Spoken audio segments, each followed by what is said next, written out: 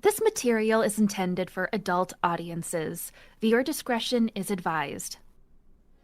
Hey there, fellow adventurers and lovers of the fantastical. Welcome back to Tipsy Geeks Unite, the podcast where we blend our passion for all things nerdy with a dash of spirited fun. I'm TabiiKat. And I'm MissKate. And together, we're here to ignite your imagination and quench your thirst for geeky goodness. Whether you're a seasoned wizard in the realm of gaming, a connoisseur of animated epics, or just someone who loves a good story, you're in for a treat. So grab your tankard of mead or your potion of choice and join us as we journey through the enchanted lands of video games, streaming sagas, and the vibrant tapestries of anime. We're diving deep into the realms of adult fandom. From epic boss battles to the intricate plots of our favorite shows, we're here to dissect, discuss, and maybe disagree a little. But hey, that's all part of the adventure, right? So gear up, summon your courage, and let's embark on another thrilling episode of Tipsy Geeks Unite. Raise your goblets to the heroes and heroines of our stories.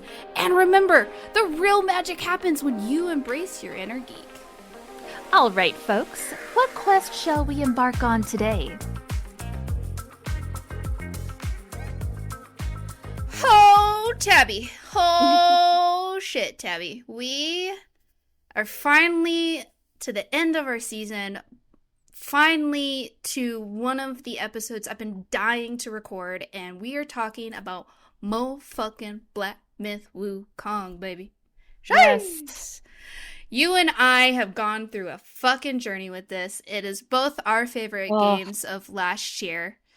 Fucking phenomenal. It is by, I believe they're called Game Science or something like that. Hold on, I'm gonna find that. I'm on a rush right now because I just beat Erlang like maybe an hour ago. Is like all hyped up on that juice. Yeah, Game Science is a developer. The game-ending juice. Yeah, dude, I am so fucking pumped. I woke up at 7 a.m. this morning. I was like, all right, bitch. Put my laundry on, sat down with a cup of tea, and I'm like, let's throw hands, baby.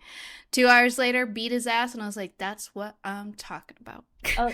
Also, if you hear jingling in the background, that's my two foster kittens playing with their toys. Like, of course, their favorite toys are the ones that jingle. Hell yeah, they're kittens. Let them live their life. They're adding to the they're atmosphere. little babies. Some coziness with some depression is what you guys are gonna get this episode.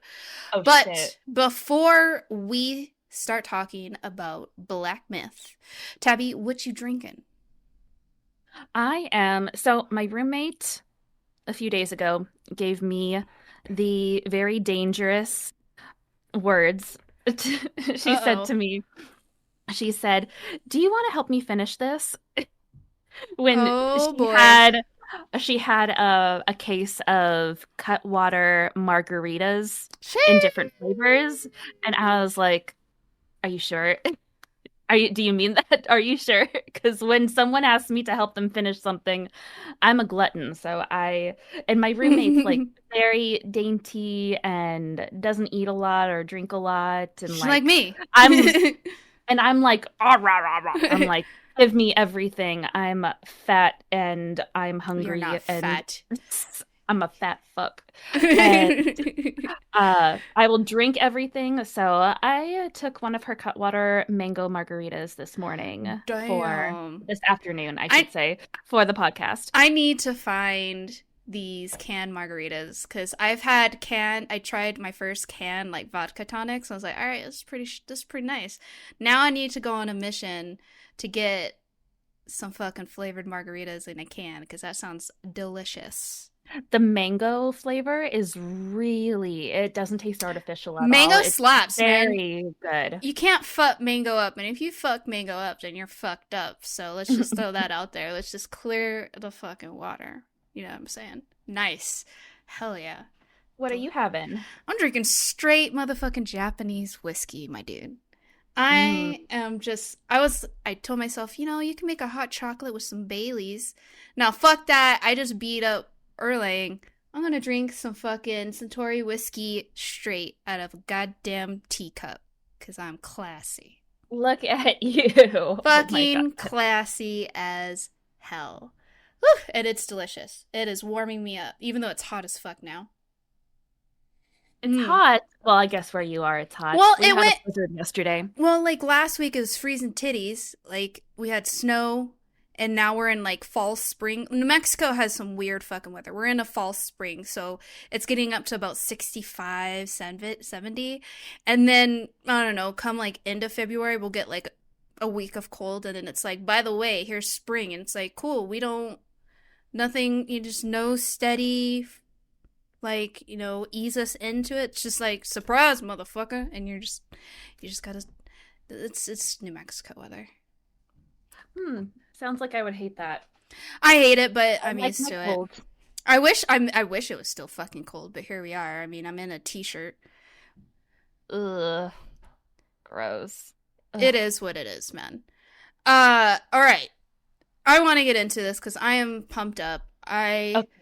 am like elevated and ready to fucking take you to Pound Town. Just kidding. All right, Kate. so Kate will be the one that's doing a lot of the explaining. Like with me with Silent Hill 2, I am unknown to the Black Myth. I'm unknown to the Journey to the West lore, and Kate is going to help me with that. of course, I'm the Asian anything fanatic. So Black Myth Wukong is basically a sequel story to Journey to the West, and Journey to the West is a very it's a classic, a lot like uh you know Dorian Gray or any of those fucking classic books, but this is way better. Now, the thing you need to know about Black Myth. So Black Myth and anything Journey to the West, anything Asian, let's just be real. It's fucking sad. It's got tragedy. It's I love their tragedy. I hate that. you just and I'm a sucker for it. I watch and play Asian shit to the day I die, and I'm always fucking sad. And people are like, "What's wrong with you, Kate?" And I'm just like, "I live my life as a sad bitch." But here we are. So, people, Black Myth actually has a really great story. It is a little hard to follow if you don't know Journey to the West. But guess what? I'm going to explain it to you in the easiest way I can. I did a lot of research. I watched some videos, but also I've watched a lot of Wukong films, and I'm a nerd about it. Monkey King, badass. So a little backstory on Wukong himself. Sun Wukong is a stone monkey. You get that from the first part of the game and into Journey of the West. So a lot of people are like, wow, Sun Wukong's a fucking selfish ass piece of shit. Kinda. Doesn't he start out that way? And yeah, the game really kind of, it showcases him as selfish. You see him being really fucked up. But you have to know the backstory of Journey to the West, and a lot of things you have to read. It's like kind of like how you play fucking Dark Souls games. You got to find your lore. You got to find hidden meanings because there's a lot of dialogue in this compared to fucking Elden Ring and Dark Souls. But again, if you don't know the story of Journey to the West and Sun Wukong, you're gonna be like, dude's a fucking dick. In a sense, he is. But one of the biggest themes of Black Myth and Journey to the West is Buddha, enlightenment.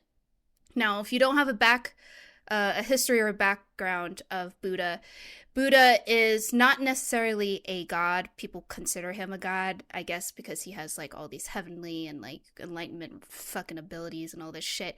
But really, he was just a dude who was like, I'm sick of fucking being in pain and miserable. I'm gonna let go of all my obsessions in life and just be fucking free. That's kind of the short and sweet of Buddha. Let go of your obsessions, let go of desires, pain, suffering, love, greed, and just be in the moment. So, behonest to a lot of people, Buddha's kind of like viewed in this story as kind of a dick, and it's really based on your perspective of how you view it. I'll give my own personal kind of takes. I wouldn't say they're hot takes because my family is Buddhist, so I've grown up with it in that type of environment. But Oh. Wukong and Journey to the West, it actually focused more on the Tang Monk. Tang Monk's like, I want to reach enlightenment. I want to become immortal. Blah, blah, blah, blah. So he actually traps Wukong. So if you remember in the prologue, when you are playing as Wukong against Erlang in the Heavenly Army, you're Mm-hmm. beating his ass, but then he gets like the headband on his forehead shows up and it fucks him up, and that's how he gets his ass beat. Well, in Journey to the West, that headband was put on Wukong by the Tang monk to control him. So Oh. the biggest story that you find in Wukong, Journey to the West, but mostly in Black Myth, is for Wukong to be free. He makes a lot of poor choices, fucks over a lot of people, and you see him as a selfish bitch, but he really just wants to be free. That's all he cares about. Because the Journey to the West is a very long story of him, basically, Wukong's the protector of this Tang monk. Tang monk is trying to get these scrolls, and he wants to basically, they go through all of the West, and homie monk is like a fucking female lead you read in a romance book. He's always getting in some shit. And then Wukong's like, I'm here, I'm gonna fuck some shit up, and that's it. Now, what is going on is that why the Celestial Court or the Heavenly Court is so pissed when you see him fighting in the prologue of the game is that Monkey was not supposed to gain immortality. Like, he got too strong. Like, they were like, no. They didn't like him to begin with. They racist against him. And that's the Heavenly Court. If you watched any China Asian dramas, the Heavenly Court is full of a bunch of fucking dicks. It's always like the demons or the mortals against the Heavenly Court. The Heavenly Court are just a bunch of selfish pricks. That's just how it's viewed. I can go on for days. Like for any mythology, basically in any like civilization, it's like the higher beings are always the dicks. Yeah, they're entitled pricks. So the Tang monk gets caught, and what's really, really well done about Black Myth and how it actually stays pretty true to the story of the Journey West is each chapter is each region, kind of each situation of that Journey to the West happen. And the cutscenes that we get after you finish each chapter are telling you the story of Wukong and what's happened. Like, you see the Tang monk in there, he's like, I'm there, but it's focused more on what Wukong went through, not what you the destined one is, right? So that's a lot of confusion comes from that. So with Wukong being controlled by this monk, the Celestial Court helps Wukong and the monk through Journey of the West to achieve the goal of him becoming Buddha, whatever this shit is. But they don't like Monkey, because little behold, if you've read Journey to the West, Wukong actually reaches immortality like 3 or 5 times, something like that. He reaches immortality. He's a badass. Let's just say that. And they're just like, this, you're not pretty, you're not cool, you're fucking crazy, you should not be an immortal. So they're prejudiced against poor brother, right? So that's kind of like the basis of Journey to the West. Okay, so we'll dive in more to like the journey as we journey through each chapter as the Destined One and how it relates to Wukong. But that's kind of the basis. I ask a question? Ask all the questions, girl. I got you. Okay, I was raising my hand. Is the Tang... it's like there's so many characters in Black Myth, and it all goes over my head. Is the Tang monk ever in Black Myth Wukong? No, he's in like the cutscenes, but you actually don't see him as like a character per se. I think I remember seeing him in cutscenes, but I don't remember meeting him. He's in a lot of cutscenes, and we'll break it down for you guys. So yeah, you see him a lot. There's a lot of monks. And another thing too about Buddhism is there are different types. You have Taoism, Taoism. There's a lot of different types of Buddhism. Like, there's different types of fucking Christianity and all that. But we're not going to get into religion talk here, okay? So, and hot take, I don't consider Buddhism a religion. It's a way of life. It's a teaching. If you're going to treat it like a religion, you did Buddha wrong, okay? I've read a lot of history books on Buddhism and Buddha and all that, and he never wanted to be a god. He never wanted to be worshipped. He wanted just to ease pain and suffering. It's a teaching. But that's my hot take. People take it the way they want. Buddhism is viewed as a religion nowadays. It's whatever. Getting hot before the hot take episode. Right? Damn. So let's dive in. So what I would like to do is go through the chapters as the Destined One and how it relates to Sun Wukong. So we started from the prologue. You're fighting Erlang. Erlang can fucking get it, despite the fact that he's got a third eye on his forehead that kind of looks like of a JJ. But he can still fucking get it. We work around things. I don't keep shame. We like what we like. Homie's hot as hell. Probably the hottest character, one of the hottest characters in the game, unfortunately. Yeah. I don't like him. I like him. And I think I'm gonna change your mind of him by the end of the episode. So just oh yeah? Just wait.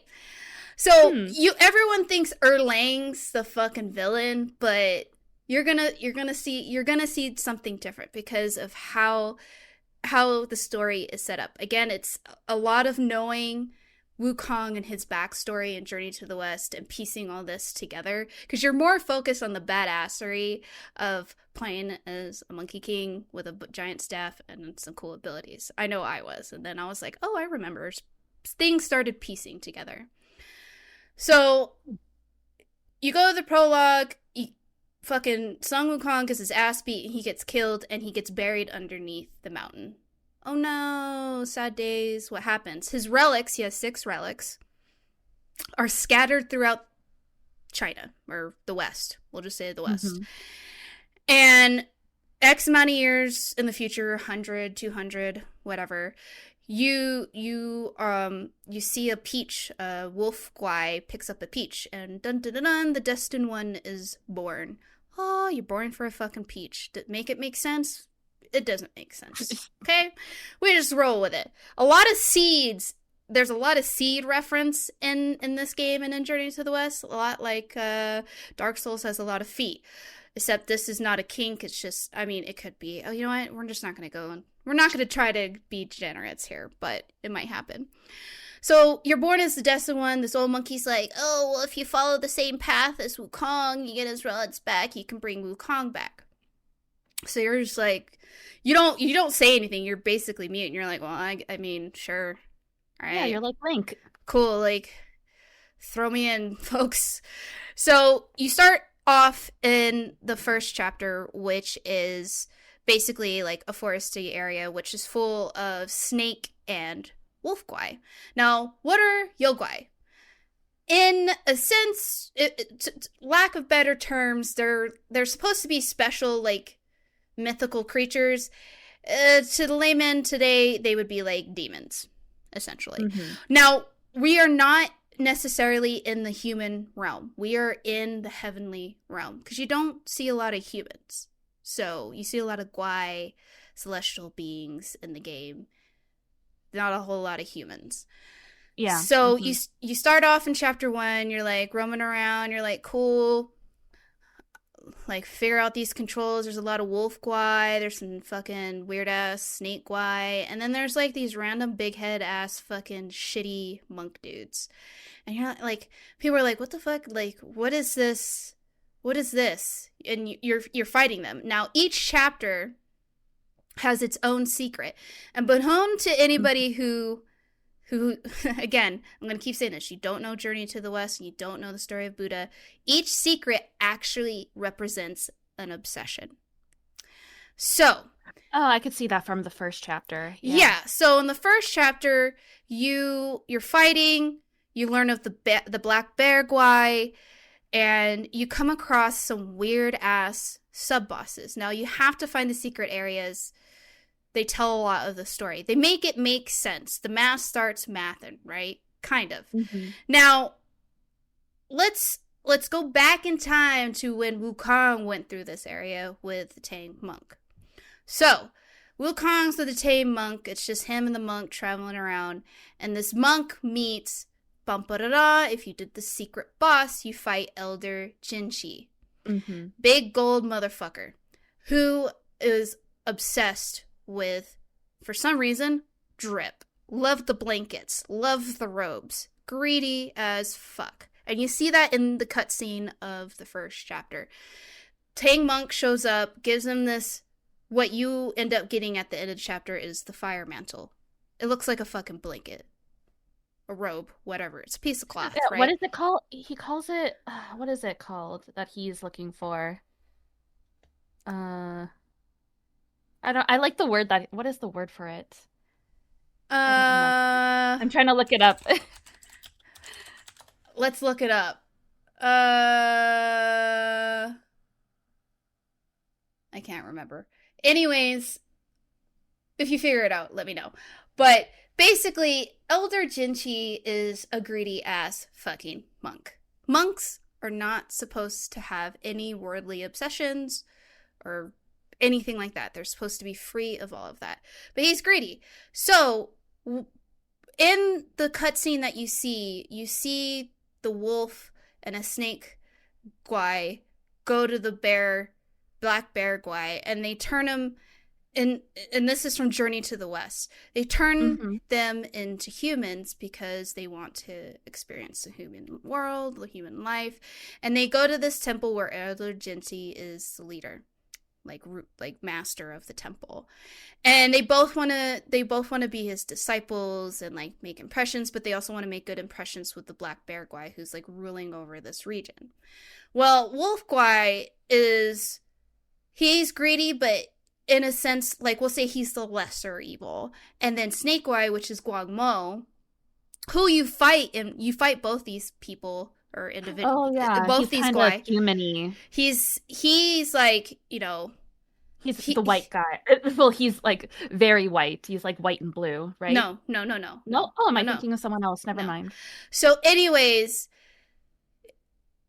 the Tang monk shows Elder Jinchi this beautiful robe cloth thing, and Elder Jinchi's like, "Oh, the drip! I need the drip!" And they're like, and but he doesn't want to show it, and so he asks. Like they know that the wolf guy and the snake guy know that their master, quote unquote, wants this. So wolf guy's like, "I'll get it for you. Cool." Yay. And then Snake Eye's like, "I'll kill him and get it for you." And Elder Jinchi looks at Snake Eye like, "Yeah, do it. And I'll give you whatever you want." Well, beholds to, you know, them being greedy and shit, all three of them, they go to fuck up Wukong. Wukong fuck him up, but in the chaos of it, Guao Mo, aka Snake Guy, sets the fucking temple on fire, so everything's on fire. So you see that in the cutscene. So that's the first obsession. Basically, greed. I mean, all of it's greed. Let's just be honest. There's a little bit of love and stuff, but do you follow me so far? Yeah, I finally found it. It's the cassocks. Yeah. He wants the cassocks. Okay, go ahead. Yep. So, like, that's the first chapter, and that's the first deception, and what you get, the relic that you get from chapter 1 after you fight big black bear guy who fucking throws hands. All these bosses are pretty cool. I think there's a couple of bosses, and we could talk about our least favorite and our favorite bosses, but black Hmm. bear guy, pretty fucking gangster as hell. But the first relic you get is the eye relic, so you get Wukong's eyes. Yay! Woo! And along the way, you meet some old guy that like fucking busts up your gourd, and like you can like trap certain spirits and shit, and you're just like, cool, well, I'm trapping Guai and making them do my bidding. Kind of fucked up, but Oh, here we are. when you're at a stopping point, I'd like to say something. Say it now. Okay.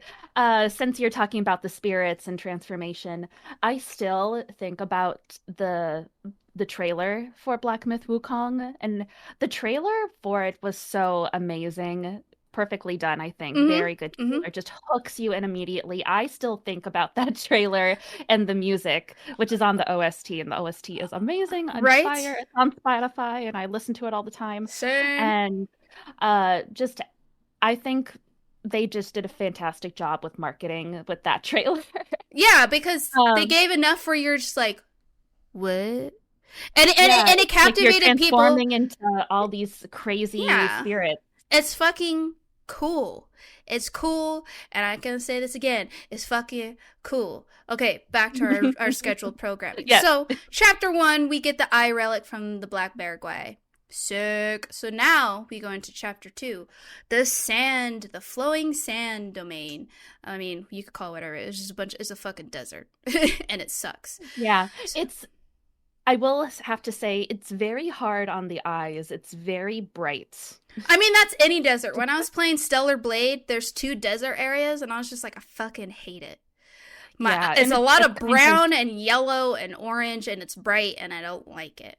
It's very white and yellow. White and yellow, white and yellow. So we'll go back and we'll go into current, future, present, whatever, as the Distance one.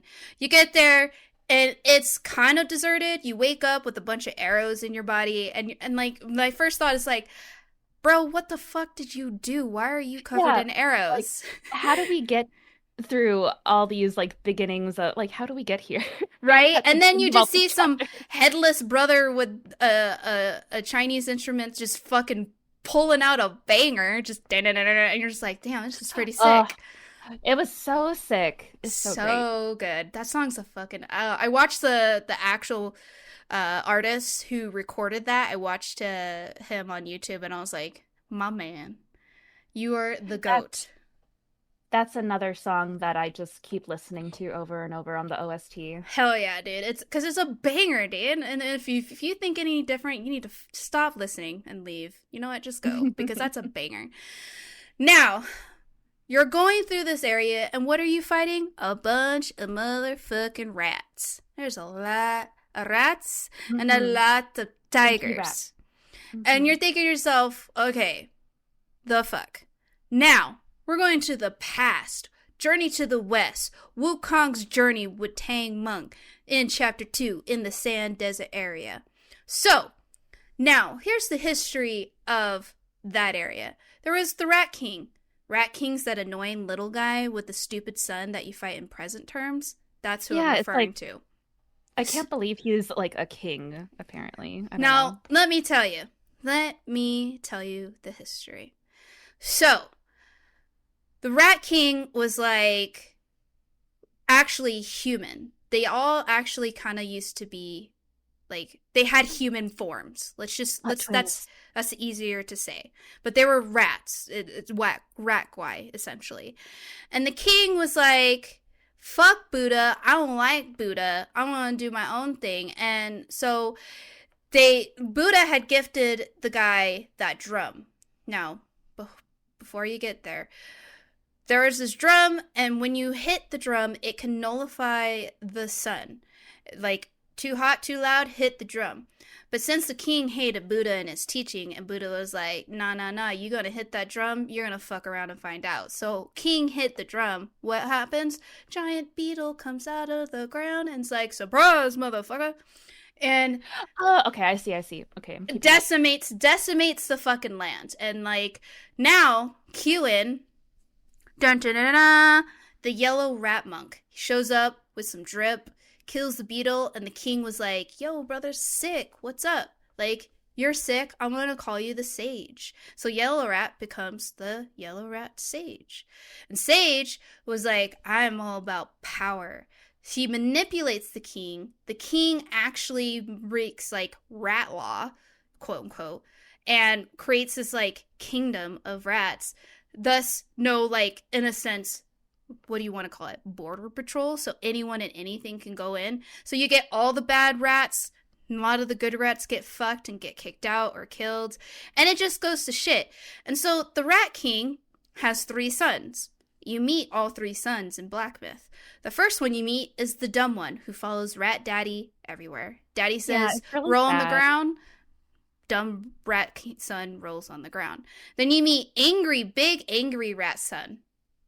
So, then you meet the third one, but we'll meet third one later. We're just gonna leave him. But he leaves before all this shit happens with the king and the sage. He's like, this shit's fucked up. I'm out. Peace. Y'all dumb. So, the other, like, what happens is after all this shit happens with the sage taking over and manipulating king, actually all the citizens in that area turn into rats. And now the king is like, well, shit, fucking Buddha, what the hell? Well, turns out the yellow sage was actually a disciple of the monk. And who's the monk? He's a dude that does the bangers, but also has no fucking head. You know why? Because royal sage fucking cut off his master's head. What a fucking dick. So, if you did...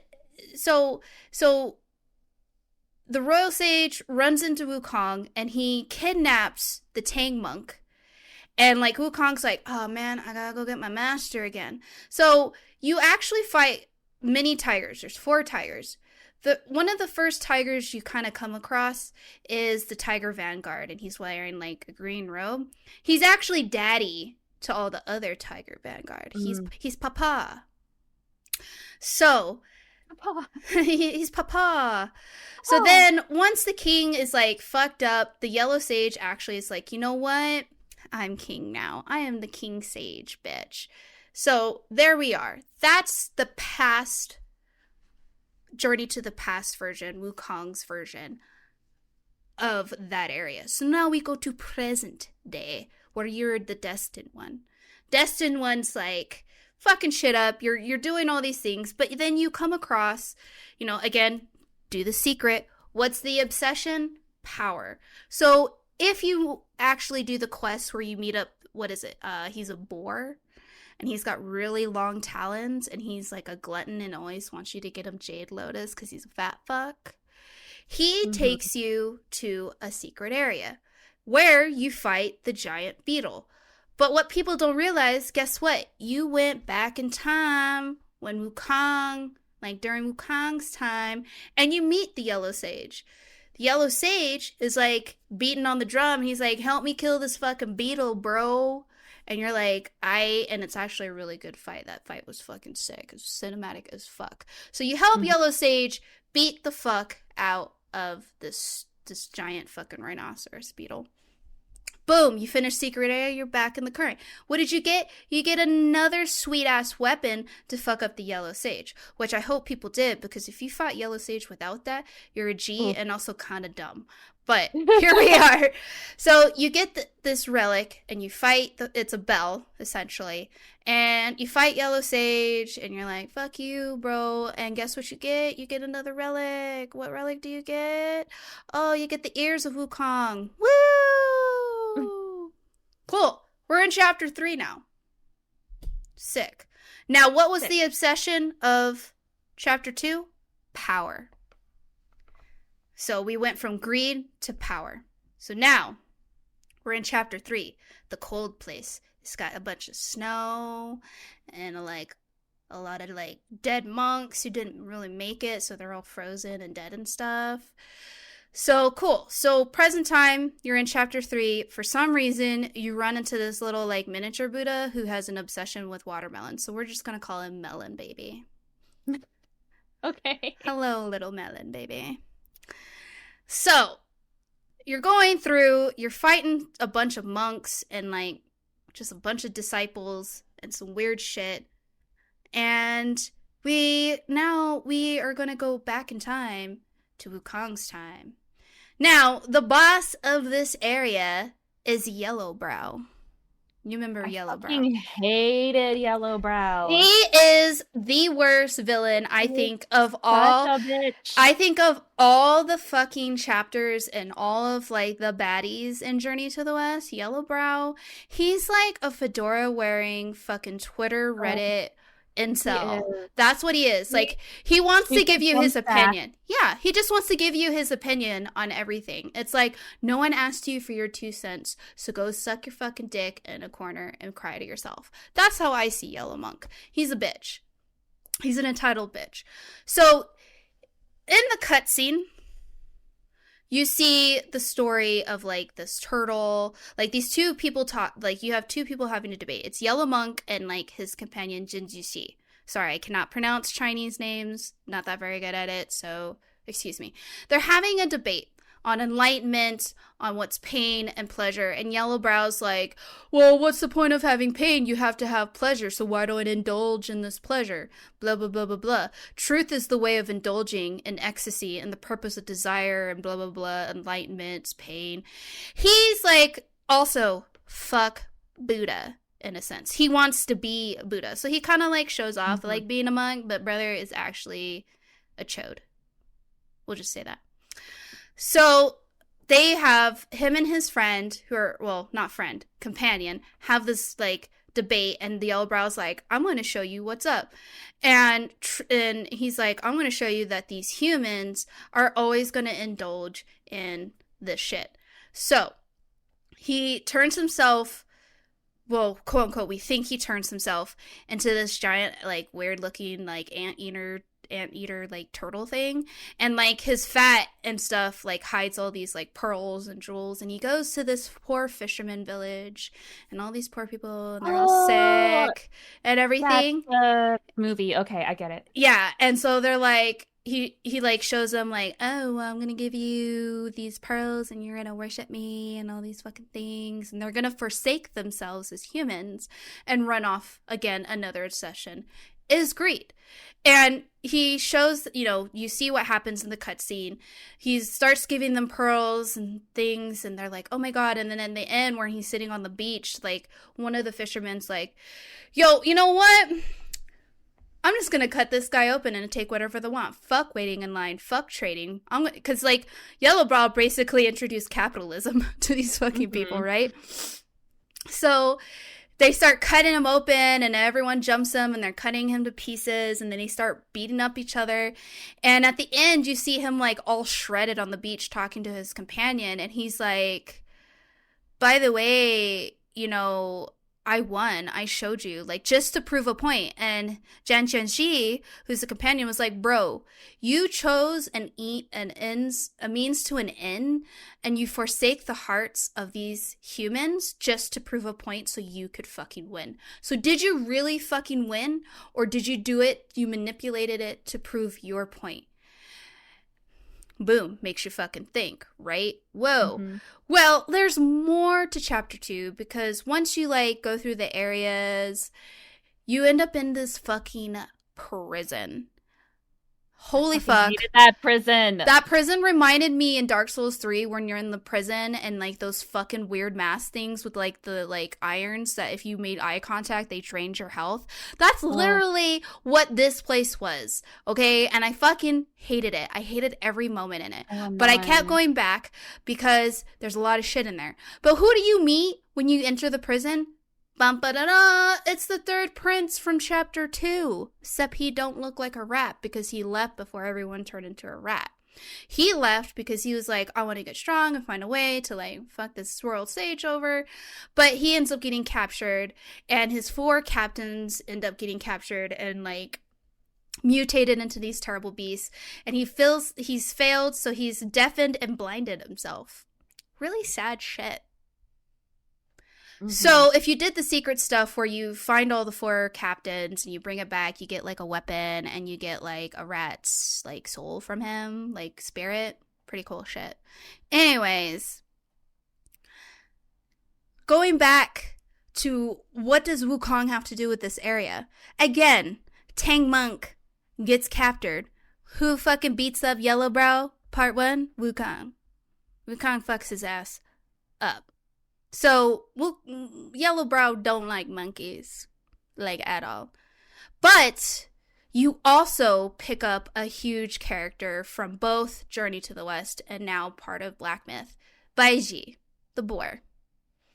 You fight all the enemies that you fight in chapter 3 all consider Yellowbrow their master and follow his teachings because they're all easy manipulated and they're dumb. They need to go to school, including the Yao Guai queen, the demon bitch that you fight, who's trapped Baiji in, it literally looks like 2 drum cymbals put together, okay? Like a flying saucer, in a sense. Anyways, you fuck her up, kill her, you're on a giant fucking moving turtle, and then Baiji's like, hey, what's up? And you're like, hey, cool. and he like follows you around with a little rake. He's kind of cute, but he's also, I don't like Baiji. Hot take, I'm gonna tell you right now, Baiji, piece of shit. Anyways. Ooh, I'd want to know. We'll get into it later. Chapter 4, we show Baiji's true colors, right? So anyways, you're fighting fucking Yellow Monk, and then he like sucks you into his bag. And again, this is like chapter 3 has all these seed reference, and I'm like phrasing, but again, do people have the mind that I do? Probably not, but here we are. And you're fighting with Baiji against the Macaque King, who is like this crazy fiend, and you end up getting him as you can transform into him, and he's pretty okay. So I then like the transformation, I did not like fighting him. He's kind of a pain in the ass, but he is. Yeah, and also another banger from chapter 3 is when you fight, you have like the 4 nons. You have like non-truth, non-this, non-that. And there's one called like I forgot his name, but he has a banger, and he's like, I'm going to kill you and wear your face as a mask. And I'm just like, get it, bro. And then like his fight, you have some sweet ass bangers, and like all the nons are like, they've been living their lives because they know that you were coming, and their test of who they are is defeating you, but then in the end you smack them around. So it's a disappointment on their end, but you fuck around and find out, right? What'd you learn?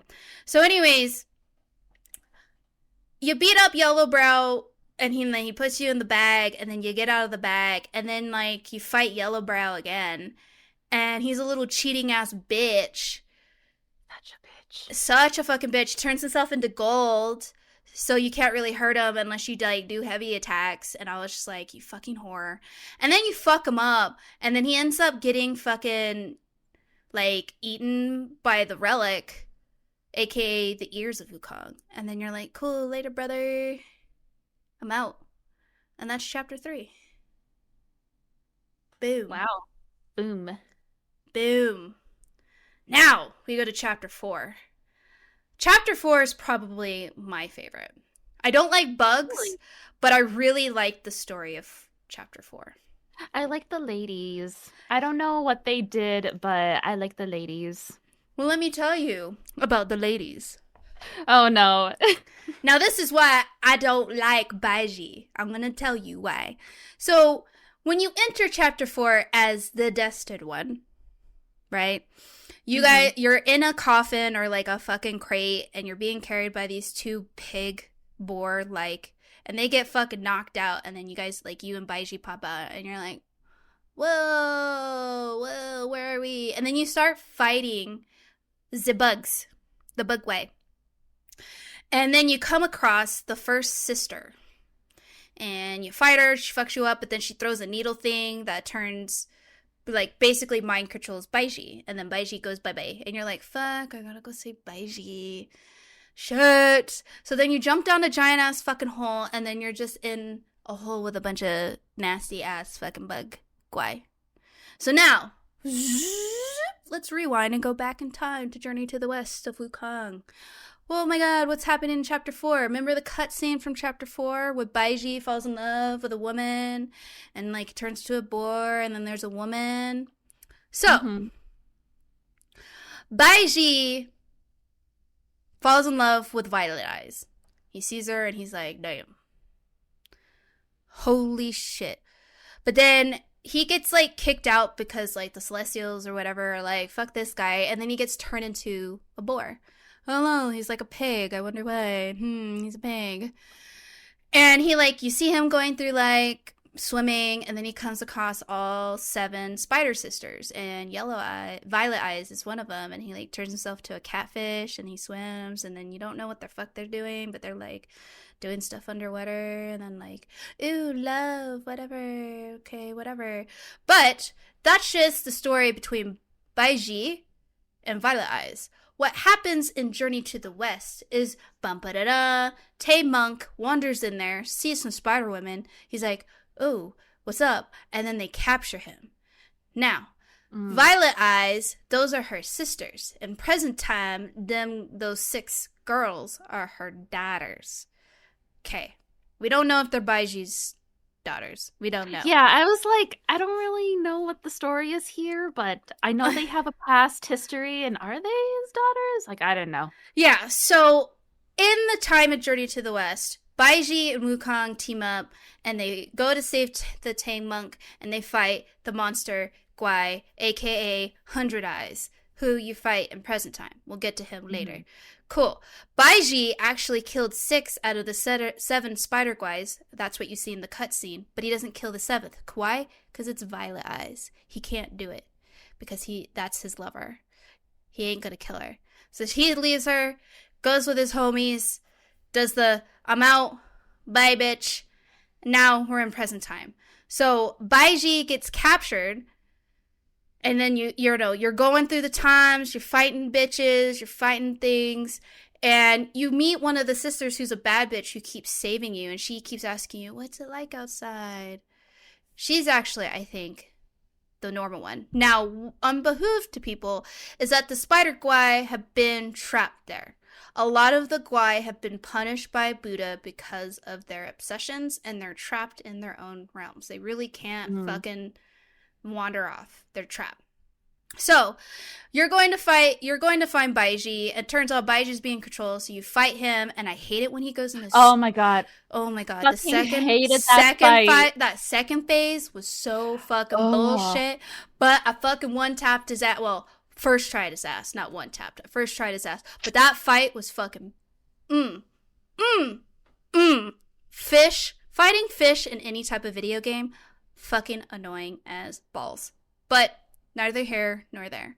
So, then you go down and you're fighting you're like, oh my god, like Violet Eyes captured her lover again. And the daughters are like, oh my god, we got mom's dinner. And you're like, oh shit, she's about to like give him the suck and not the good suck. Like she's about to give him the life fucking draining suck, not the life fucking eye-opening suck. You know what I'm saying? So, you save him. And then you're being chased down by like billions of spiders, which made my skin crawl, but we got through it. And then you realize that, oh shit, these ladies have been working under who? The big boss, Hundred Eyes. Turns out Violet has been keeping the fucking relic in her body, and Hundred Eyes is like, well, I'll save you, and then like takes the relic from her, also killing her. Transform into whatever the fuck centipede, spider-ass, motherfucking scorpion king looking thing. And then here you are, fighting the fucking Hundred Eyes, along with the daughters, and you fuck them up. So you're basically refighting the same boss that your predecessor Wukong fought and fucked him up. And you're like, I wouldn't say Baiji's your master, he's aiding you, but like, it's kind of this, it's like repeating history. So you fuck up.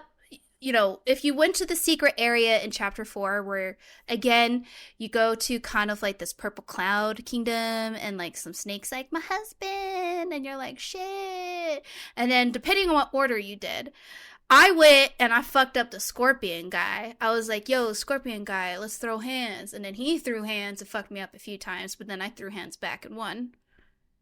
And then I went and fought some other guy in a village because he was like trying to manipulate me. And I was like, nah, bitch, I know better. And fought him. And then you go and you fight this thing called the Dust Veil, which looks like a Bloodborne character. So you fuck him up. And it turns out like this isn't really in Journey to the West. Like this whole part's not really. It's like. It's actually in Journey to the West called like Dawn Star, not Dusk Veil, but we go with it. And she gives you like this weird needle thing where she's like, use this, and that's what another weapon that you use to fuck up Hundred Eyes. I love the needle. Needle's pretty gangster. It's pretty good. My favorite's the one that we get in the next chapter, but we'll get there. So boom. So, you kill fucking Hundred Eyes, and then you're like, cool, I'm leaving. And then the sad part is Baiji is walking away, and you hear from Violet Eyes, she's like, you are still the same. You have never changed. And it's really heartbreaking because she's loved him all this time. But he's like, bros before hoes. And walks away, and she dies. No. Fuck Baiji. I mean, I get like homies, but like he basically like led her on. He led her on. He disappointed her time and time fucking again. And like instead of being there when she died, he was just like, "I'm loyal to Wukong. I'm out." And like I would pick my friends over my fucking lovers, but at the same time, like I wouldn't entangle myself in that shit. Just how he handles things is really fucked up. I don't like it. Q, why I don't like Baiji. Everyone's like, he's so cute. I'm like, that dude has bad How is he fucking cute? morale. I don't know. People are like, think he's No. cute. I don't think he's cute. What? Ew, Okay. no, he's gross. So at the end of chapter 4, we get Wukong's tongue. Bump, bump, bump, bump, bump, bump, bump. Now it's chapter 5. Boom. Cool. So now we're in chapter 5. And where are we? We are literally in the embodiment of hell. Okay? And everything's on fire. Everything's like fucking scorched. You're literally in hell. It's just it's dark, it's meek, everything's on fire, everything wants to set you on fire. And so you're there and you're making your way downtown and you run into these like bull-like guys. Oh, those carts? No, not the carts. The carts are in here. But you scrap with some bull brothers and they're like, "Actually, you know, you can get it. You're cool. You're based. Like, cool." And they ask you to like kill the carts, and hopefully you killed the carts to get the secret. I know you did, but to other people listening, do all the secrets, okay? And I'll tell you why later. You just have to listen to the rest of the episode. So you're like, okay, so we got like burnt up shit and we got bulls. So what's the backstory? Let's go back in time, baby, to Wukong days. So there was a time where the bull and Wukong were like homies. Like the best of homies. Like people thought Baiji and Wukong were homies. No, the bull and Wukong, homies. Homies of homies. So Wukong and Taemonk and Baiji are like going over to the mountain and they're like, shit, we gotta go through here and like fuck, this sucks, there's a lot of fire. And so what they do is like, we're gonna steal the fan. Well, the fan is in the possession of the Bull King's wife. I forgot her, I don't know how to say her name, so I'm just gonna call her the wife of the Bull King. I don't know how to pronounce her name, okay? So what happens is Wukong tells Baiji, like, well, yeah, he basically does. This is a poor choice of Wukong.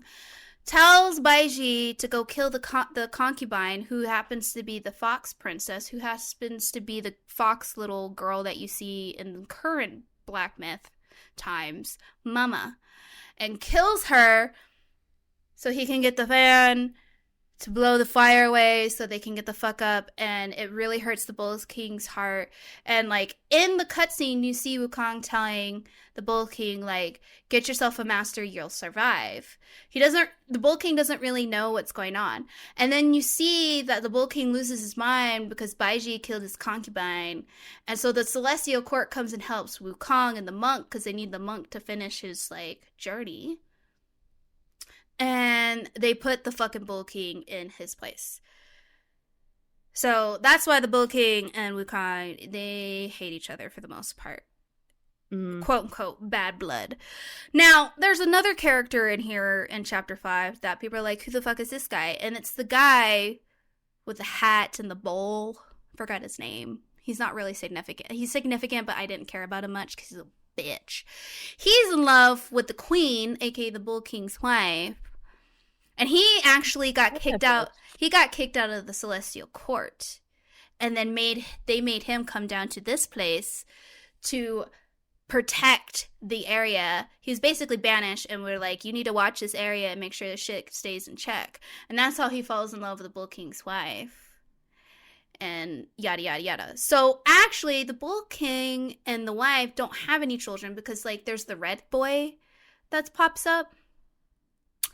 And he's actually the mom, the Bull King's wife, like drank from like this like stream or pond, and then she becomes pregnant. That is Does terrifying also.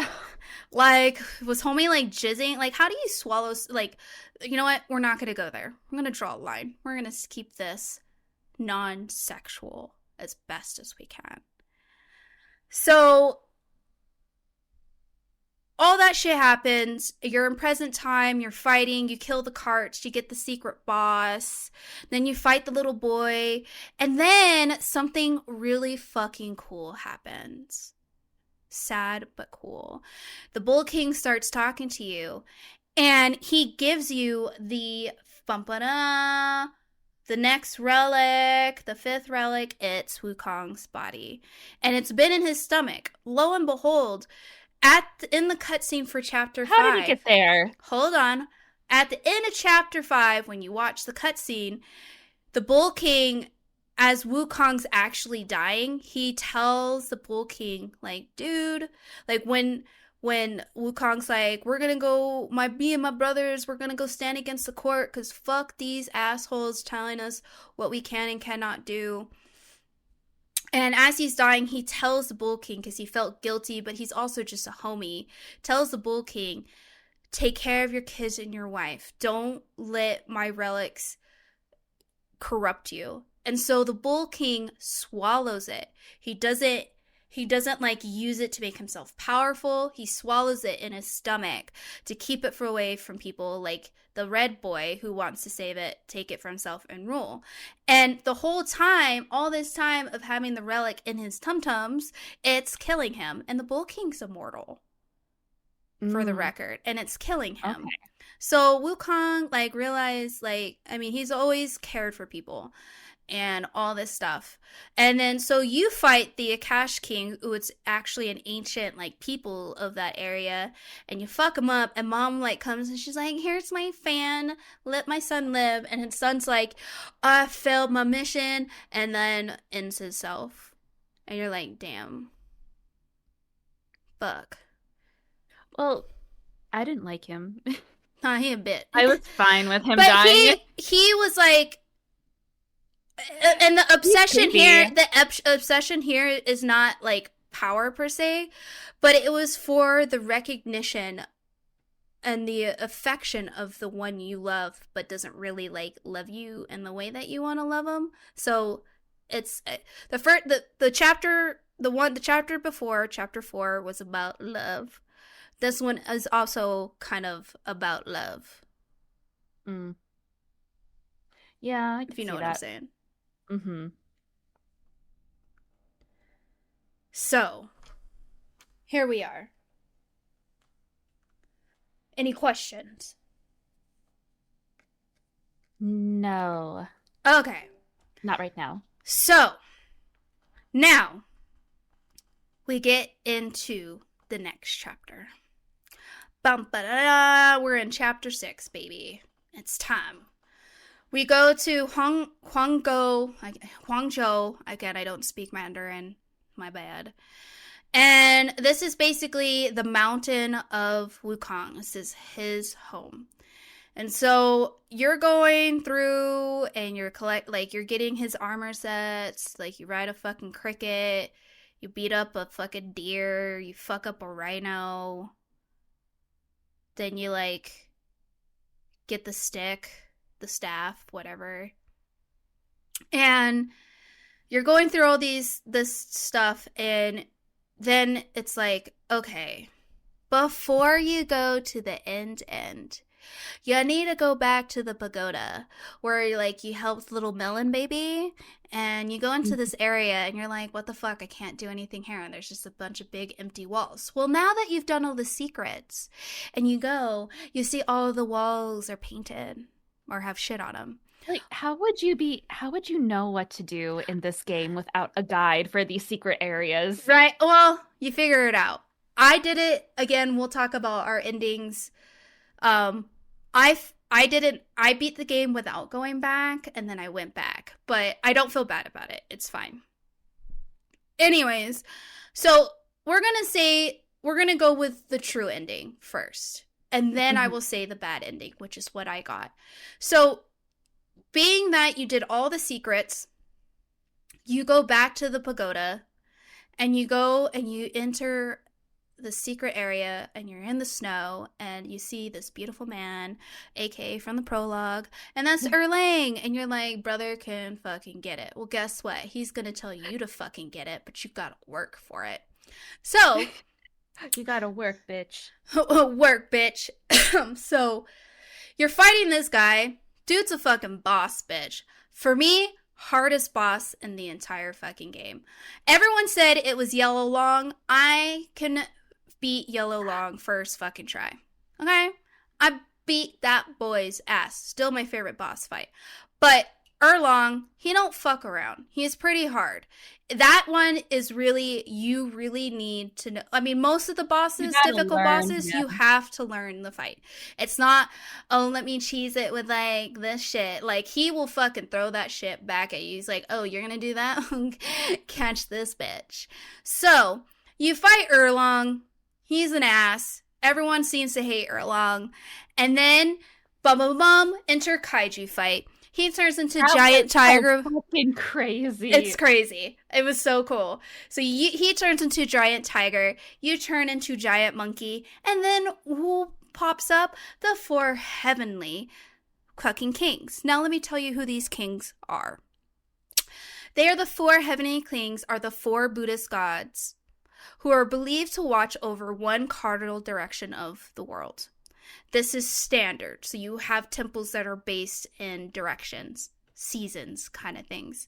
So one of them is the King of the North. His name is Chao Huan Tai Huang. I'm sorry, I can't pronounce it. He is the god of warfare and the ruler of rain. His symbolic weapon is the umbrella. Fuck umbrella boy.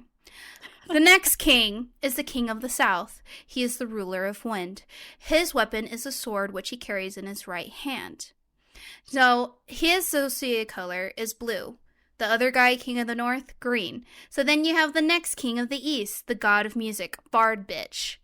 He's got his Pippa with him. He's gonna bust out some Pippa for you, bro. His color is white. So then you have the 4th king, King of the West. He is red skin. He has fucking all kinds of armor. He's the guardian of the sky. He has a naga and a dragon, or a dragon. His color is red. So Erlin and his tiger sworn's like, why don't you fucking throw hands with my brothers, bro? You need to fucking, you got all this power in you. Let's fucking go. And so you beating on these guys' ass, right? You're like, boom, boom, boom. And I fucking threw hands hard. I was like, dodge this, deflect this, and take this fucking headbutt, bitch. Boom. So you beat up the 4 heavenly kings, and then Erlang's, aight, let's fucking go. So you fight Erlang, beat his ass, and at the end, the cutscene you get at the end, he is like, oh, his like little third eye opens and all this shit comes out. Well, what are they? They're the memories of Wukong. Now, I'll explain to you what this means. So he tells you, oh, you're a mortal that has a death of this. You don't want prestige. You just want to live. And people are thinking, what the fuck? And then he gives you his staff and then you fall off a mountain. And you're like, what the fuck? That's it? I'm not going to kill this guy? He's an asshole. Everyone thinks he's an asshole. Well, we'll get there. Actually, you know what? We'll get there right now. Because I have to explain the ending. So we go back to prologue, where you're fighting him in the heavenly army. Actually, Wukong and Erlang are homies. Erlang has an admiration for Wukong.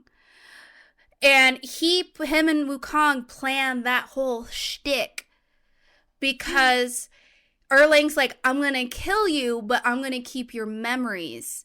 And when when another one is born, if he's good enough. Now this goes back. So the third eye, before it takes up the memories of Wukong, is an eye of deception. And everyone, the court thinks that Wukong's like evil, he's gonna do this shit, but like Erlang, like, nah, dude, homie just wants to be free and he wants to drink with his homies. He's not plotting anything. And he's not. He ain't. He may be a selfish asshole, but he cares about his friends and the people.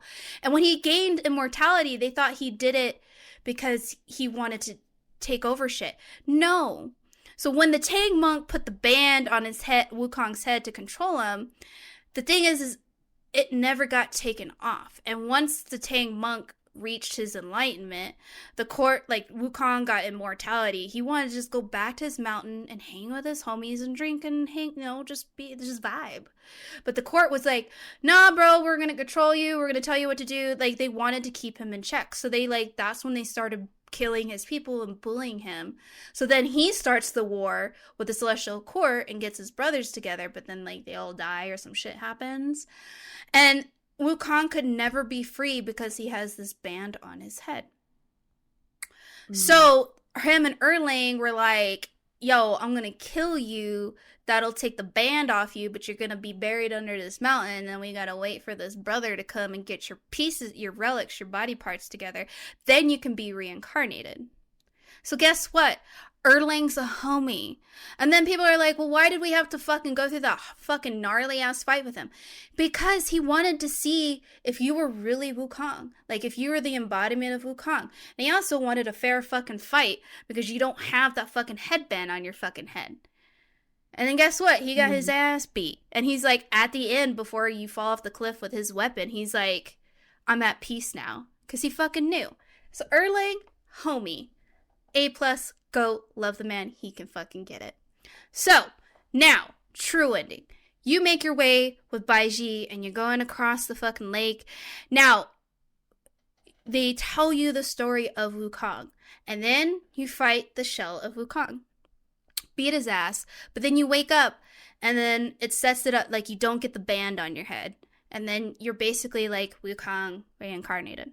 He gets all his memories, all of this. Wukong's back, essentially, quote unquote. Oh, true ending. So true ending. Now, if you got the band ending like me, I didn't do Erlang's fight before I beat up fucking the shell of Wukong. Guess what happens? The fucking old ass monkey who told you to go get the shit puts the fucking band on your head like a bitch. And guess what? You're trapped under the mountain again. You don't get your freedom. So the true ending is Wukong gets his freedom. Because the only way to get rid of the band was basically to die. Because as the Destined One, there's actually a total of 7 relics. The first relic is the Destined One, the mind. So, in the true ending, you get your freedom. Wukong gets his freedom. In the bad ending, you get trapped again. Nothing learned. Boom. That is a really bad ending. Sure is. Depressing.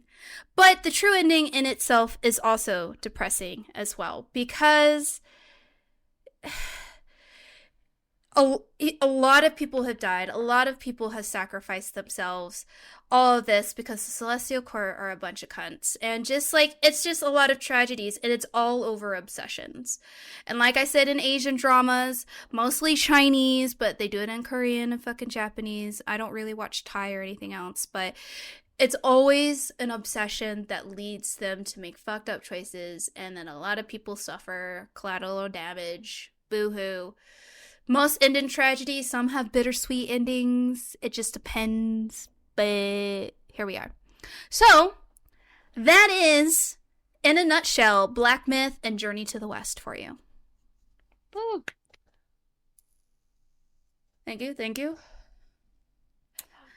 I feel like it was a lot, like, if you go into something like Elden Ring or any Dark Souls game, I feel like Black Myth, even if you don't know any Journey to the West like I do, is easier to follow along than any Dark Souls game.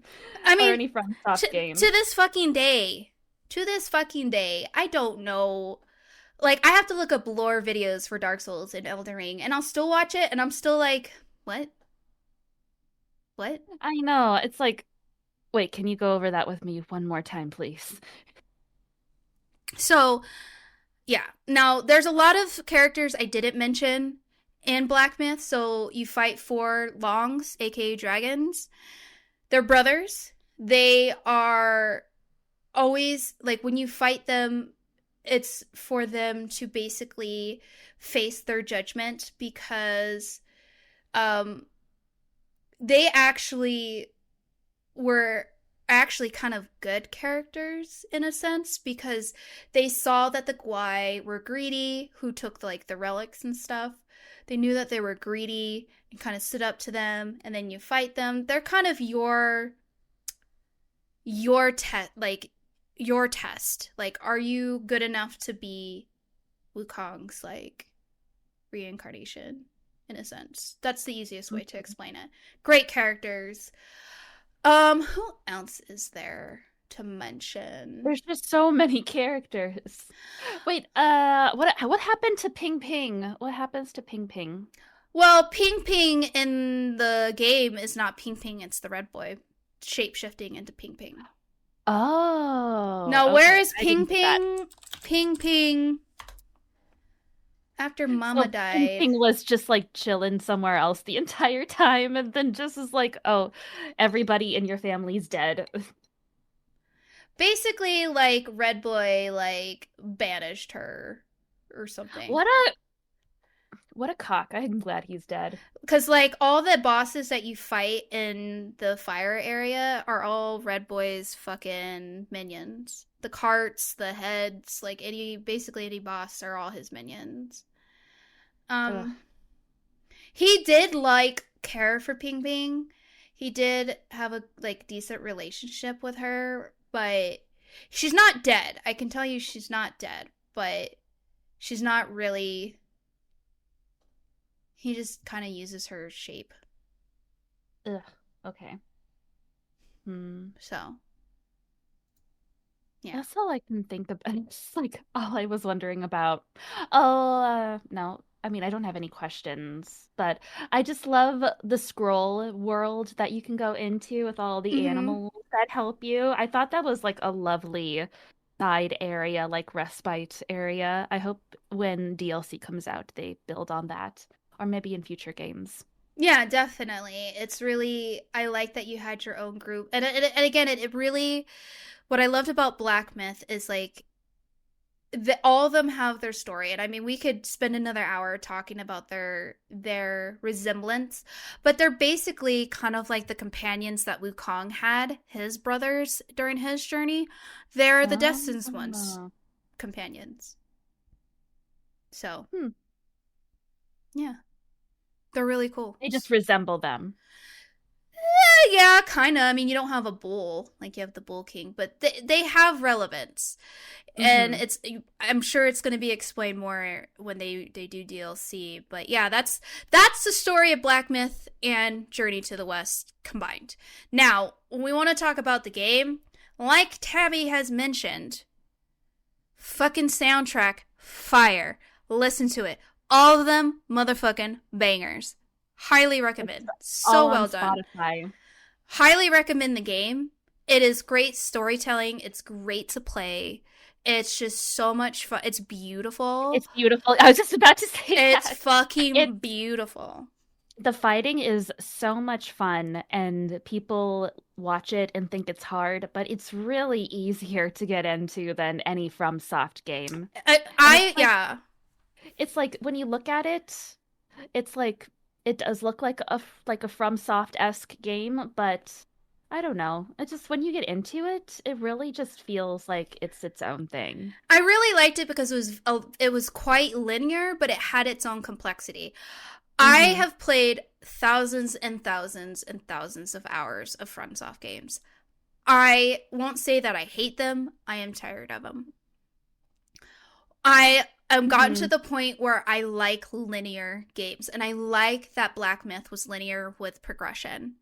Like, sure, you had to go back and forth here and there to figure shit out, but you were guided enough that you could figure it out for the most part. Yes, you had to look up some guides, but for the most part, it was pretty linear. I liked that it's kind of reminds me of Sekiro, the one game that FromSoft did fucking great on that I think is spectacular and it's my favorite.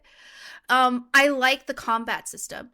You sure, you can upgrade weapons and armor, but like you have certain movesets, you have certain spells, and you can make great combos, but it's not so fucking crazy like Dark Souls or Elden Ring where you have hundreds of fucking variations and combos you can make. It keeps it simple enough, but gives it a variety for you to play how you want to play.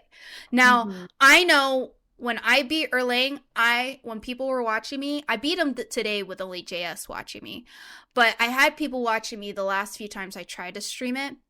Everyone's like, no, use this combo, use this, no, do this. And I would try it and I'm like, this worked for you, but this ain't how I played the fucking game. So what did I do is I changed it to the way I played the entire game for the most part. And I learned the fucking fight and I beat his fucking ass, which will be on YouTube for everyone to prove that I did fucking beat him fair and square. Nice. Like, I used Cloud Step because that is gangster as hell. I used Ring of Fire. I used for my spirit summons, I used the big headed monk because that fucking did damage and it ups your defense. And then my transformation, I use Yellow Long because, brother, when you get hit with that lightning, it makes you take on more damage, and he's just a fucking tank. And his theme song is just top tier. Anyways, that's how I beat him. You keep aggression on him, you beat his ass. Because I tried, Pluck of Many, I tried the Rock, I tried so many different combinations, but none of them suited or fit how I play. And so I made it work with what I know, and I just beat his ass. God. Pluck of Many is just like my ride or die. I fucking use that skill, that magic skill, whenever I can, and it drains all of my mana, and I don't care because I just love it so much. It's a cool ability. Guess I never used it to fight any bosses. I like hardly used it ever. I didn't put any points into it because I just used Immobilize, Ring of Fire, or I used the Rock for a little bit, or Cloud Step, because this Cloud Step, it was like, let me breathe, let me sip, and let me bop. Yep, Cloud Step's very useful. Yeah. It's like so many people have their own favorites, what they like to do, and it's like there's variation like in what you can do, and I love all the different type of techniques you can do in the game. It's just fun, and it's very well done, and it was one of the few games that are coming out that is actually just a full fucking game. Like, it wasn't shit when it came out. Right? I think the guys that made the game, the studio, I think they said that there's going to be 3 Game DLCs? Science? Yeah, Game Science. I know there's going to be DLCs. I didn't look up how many. I'm leaving that to be a surprise so I can be, oh my god, there's DLC! Yeah. Do you want me to, okay, Sure, say it. Okay. Lay it out. Game Science aims to launch 2 DLCs. Hell yeah. I mean, there's still a lot of story to Journey of the West. I gave you the summarized version. There's so much to Journey to the West. There's so much more to Sun Wukong. And there's so much you can do. So much more. I'm not going to share it with you guys right now. You guys got to find out in the DLC. We'll have to see what they do. I recommend reading The Journey to the West. It is a great read. But yeah, my favorite bosses, I loved, of course, number 1, Yellow Long. That fight. When I fought him and I beat him, I almost cried because I had so much fun. It felt... Aww. Like, this game, compared to Dark Souls, like, when I beat in a FromSoft game or a Dark Souls game, if I beat a boss, I was like, thank fuck that's over. I felt achievement, but I was like, thank God I never want to go through that again. But then I play them again. But here we are. When I fought bosses in Black Myth, and when they were so fucking good, I got emotional because I was like, finally, I'm fighting something that, one, I understand, I love, it's from my childhood. But also, fuck, this fight is so well done. Like, the first one, I love the Bear Guai fight. I love the Beetle fight. And I also loved, like I said, Yellow Long. I liked all the long fights. They were actually pretty fun. As much as I spent, I think, if I calculated all the hours on for Erlang, I think I spent good 8 hours on him. Love that fight. He's my second favorite. So it goes Yellow Long, Erlang, and then I absolutely love the Beetle fight. those are my favorite ones. Yeah.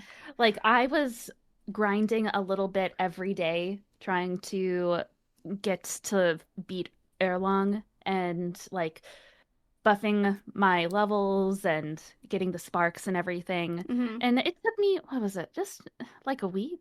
I don't remember to beat Erlong and I it's like I felt like I was progressing, and it was like unlike Sekiro, where I try to do better and be better, and I just can't.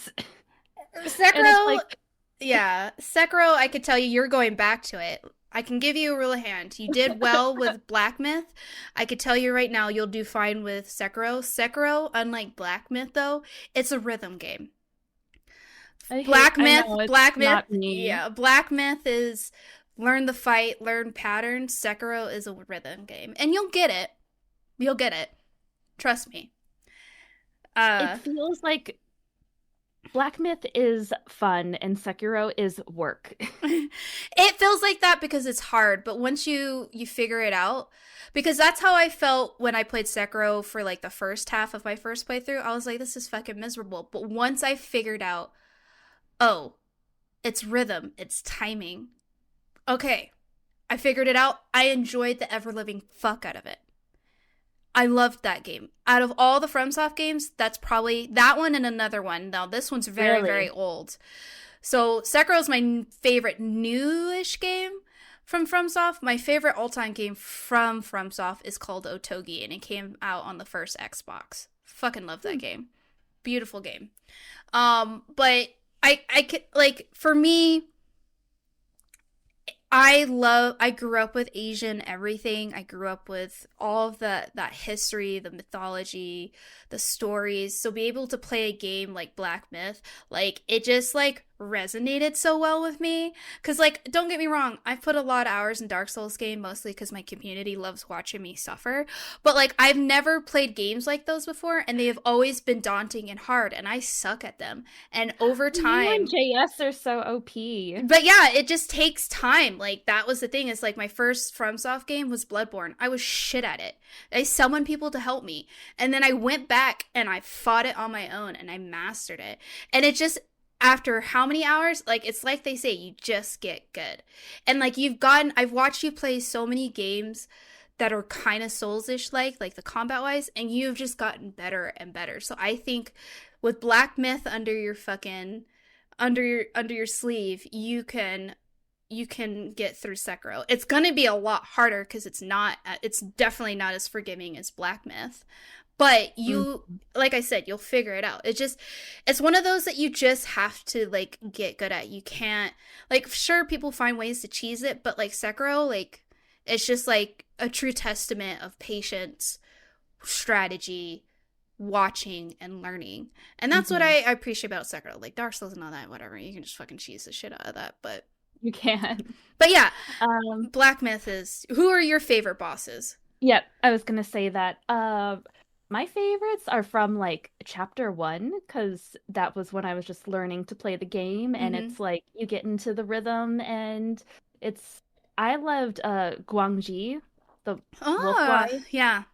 was my favorite, and so was like White-Clad Noble, because that was like I think that sorry, the kittens are playing with my Mm-hmm. with the blinds and White-Clad Noble, because I think that was the first time I died or got like stuck in a boss fight, but Mm-hmm. then like you learn it's like me learning how to fight a boss instead of just like bashing them over and over and over. Love it, And yeah. also the what else, the Tiger Guard. Which Yeah, the Vanguard? Tiger Vanguard, Which one? the one licking from the pool of blood. Ah, the crazy one. One of the Yes, sons. One of the sons. that one is like, That's a oh, fun this is fight. actually hard, and you got Mm-hmm. to like learn how to Skill check. dodge, skill check. Exactly, it's a skill check boss, and it's so satisfying once you get him. And then I would say Erlong, Erlong definitely. Hell yeah. Yeah. I think there was like maybe a couple of bosses I didn't hate, but I really did not and like I didn't enjoy. I did not like fighting Violet Eyes when she was in spider form. I did not like that fight where she threw the fucking spider webs and poison, and then you would get stuck and you had to wiggle. I didn't enjoy that fight. When I beat her, I was like, good riddance, Wiggle, bitch. wiggle, wiggle. Um, yeah, And yeah, go ahead. I was gonna say the other boss I really didn't like was Yellowbrow was a bitch, but I for the most part enjoyed killing him. The satisfaction of killing him. The boss that I didn't enjoy fighting at all was the what's the fuck is his name? The one with in the Fire Mountain area with the bowl. He summons that giant fucking fish. Oh, what? I don't remember that one. Did you not fight him? I think you have to fight him. He's the guy who's in love with the Bull King's wife. Oh, that fucker, Keeper of Flaming Mountains. Yeah. Fish. That's yeah. all title is. Fucking hated that fight because I hated when that fish came out. I was like, please, you slippery fuck, stop it. Ah! Such a fucking bitch. Fucking, and when I fucking beat his ass, I was like, get out of here. Bitch. And also in that area, the fast as wind, quick as fire. I hate that fucking head. Floating head. Anything in this game that floats, like any long that's like actually in dragon form, fuck that. I hate that. You just change it to the thrust and then you just extend your fucking staff and poke them out of the sky. Well, I didn't do that. So there you go. And also Red Boy can go get fucked. Yeah, that was a fun fight, but also kind of bitch. Yeah, I didn't learn the thrust heavy attack until I had to fight the Yalgoi Queen in area 3, chapter 3, because I'm like, she's in the air, what am I supposed to do? And then like I started playing around with shit and I was like, wait, there's a thrust? I thought it was only the pillar stance. I was like, there's stances? I'm dumb. And then I got that thrust and then like she'd be out there flying all and I'd be like, hold this bitch, and fucking tap her in the face and she would fall down and I beat that ass. Or was my ugh.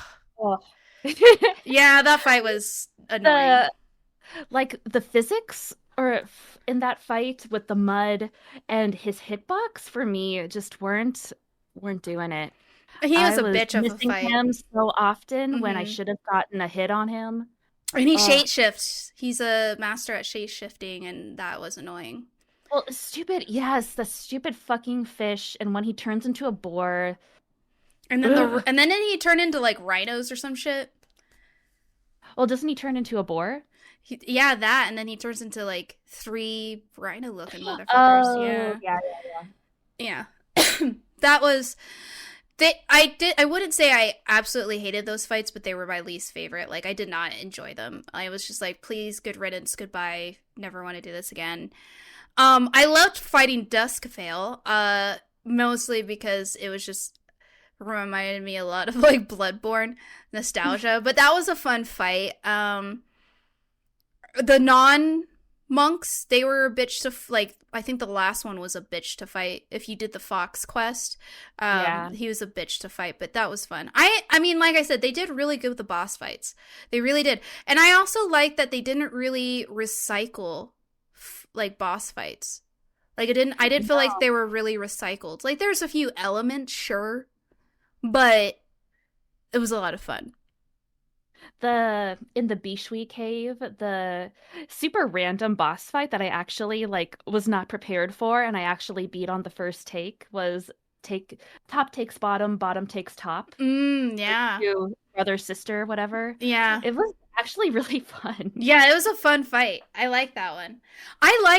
Like I said, I liked all the secret bosses. I think they added a great narrative. And I also one of the things I loved about the game is when you beat a chapter, you see like a scroll like artwork. And you can actually scroll like go around and get like bits and story of it. And I thought that was such a lovely touch. And I loved that every cutscene was kind of different, like the stop motion one with the fox. Loved it. Loved it. Fuck that story. Makes me so I screamed at the end. It's sad. And that's the thing. Asians love their tragedy, but that's just it shows you the morality and like why like I said, if you understand Buddha and what he was trying to teach and like you see these obsessions with like love, misery, pain, truth, greed, all these things, like it really showcases that. And they did such a good idea. Good job. the song that the duet with the Zubajie's backstory with that scene. Oh, Baji and Violet Eyes, yeah. Yeah, Everyone, that you and song. JS love Oh, it. You and JS loved it. oh, It played, it and I makes was me like, want to cry. I didn't cry. And I watched, and I listened to a lot of sad Chinese music, and like that one, I was like, it's good, but fuck Baiji, he's a bitch. Well, I just think it's a beautiful song. It's a beautiful song, though, for sure. But I mean, the soundtrack, the cinematic factors to the fights, the sounds were so pleasing when you parried or when you hit with your staff. Mhm. Fuck. Like when you clashed with Oh, the yellow long and it's like, ting! I was just like, yeah, that was awesome. and just the armor, the hmm outfits. The drip was great. Outfit. Drip Oh was my God, so it's good. so amazing. I wanted to collect all the drip Yeah, everywhere. I'm going through New Game Plus because I'm gonna get everything. I'm missing like a couple things, but you have to get them in New Game Plus. So I'm missing a couple pieces of armor. I have all the staffs. I just need some armor, and I just want to max out my guy. I want to max out my Wukong, and I want to fight. I want to fight those guys again. I mean, you could do the boss rush now. They have the boss challenges, which are really fun, by the way. Cool. But because you could up the level, you could do basic, intermediate, and then expert. I can fight Yellow Long and expert now. No, Oh you know, my just God. a humble brag. Uh, but yeah, like I said, I love the game. I loved everything about it. I didn't see any flaws with it. I think it's a 10 out of 10 game. Phenomenal. I recommend anybody play it. I can't wait for the fucking DLC. Like the game 100% science did so fucking recommend. good. And guess what? It's another game made by an Eastern audience, like Eastern developer. Cuz like I just beat Stellar Blade. Now, the story was very mid, but god, that game is so much fucking fun. And it's Korean. Another game that literally I think has taken like my top 3 spots that I just beat, Final Fantasy 16. Japanese. Come on, Western developers, where the fuck are you at? I'm calling you out. Calling you out. Silence. Right? Moment of silence for the homies. That's right. No, we won't. We're not gonna. Larian is its own. They're their own fucking universe. So we're not gonna hate on Larian Studios. But yeah, it's No, so be fucking like good. Larian. Be good guy Larian. Right? So Black Myth was just so good. This when I saw that was based on Journey to the West, when I first saw the announcement trailer, that's the one that you're talking about at I think it wasn't Game Fest. I think they announced it at the Game Awards a few years ago. I was like shitting my pants. I was like, please, please, please be good. Please be really good. Please. And guess what? Exceeded my expectations. Oh yeah, 100%. So good. And I like when you said you were gonna play it, I was like, Tabby gonna play something like that? Is she gonna like Oh, it? well, And then you like loved it, and I was like, hell yeah, she's my friend. what like I said, the trailer, it just sucks you in. I don't know how you can't be tempted to like have a try at it. There's just people out there who are like, nah, fam, that ain't it. And I'm like, well, you're missing out. It's like Yeah. people are like, I'll never play Boulder Skate. And I'm like, well, that's a you problem, bro. Yeah. That's a skill issue. Yeah, it's a skill issue and it's a you problem. I mean, I fucking I can't wait to play more Black Myth. After being Erlang today and watching some cinematics and doing some background stuff, research on it, I just sat here and I was like, fuck yeah. And I just got for my birthday, I got a Steam Deck dock so I can play my Steam Deck on my TV and I'm like Yes, I love my Steam Deck. yeah, I cannot wait. Oh man, but I mean guys, if you haven't checked out Black Myth Wukong by Game Science, it's on basically every platform. I think it's not on Switch, but it's on everything else. It's definitely worth full price, and it's not a $70 game. It's not even a AAA game. It should be, but it's not. Right? It's fucking good. It's really fucking good. It's beyond good. It's excellent. It's the music itself. So good. My heart. Ah! Is there anything else you want to say about it, Tabby? I think I talked your ear off. I think you expressed all my feelings on the game. So yeah, guys, get it, play it, you'll love it, you'll have a great time. It's easier than playing a FromSoft game. It like eases you in. It's you'll have a great time. It's not super long. Like granted, I put like 80 hours into it, but You I can did make it long if you want it to be and do all the extra stuff, but I completed it. It's almost platinum, so I did everything, but there's so much replay value in it. The DLCs, they announced 2 DLCs like Tabby said. Definitely worth. Check it out. This is me and Tabby over and out on Black Myth. Have a great time. bye-bye.